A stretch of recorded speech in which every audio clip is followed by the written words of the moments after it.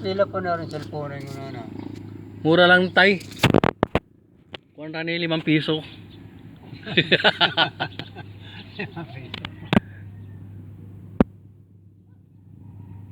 Ito si tatay, ito yung may-ari ng kubo, oh. Cute na kubo lang.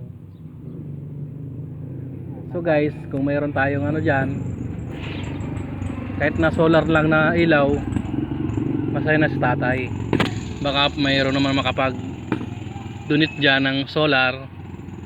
Kasama na rin budget kung mayroon kayong pera para sa pang araw-araw ni tatay na kailangan dito.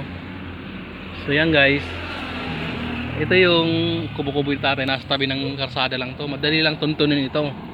Ano pangalan mo tay? Romeo? Romeo, tatay Romeo to.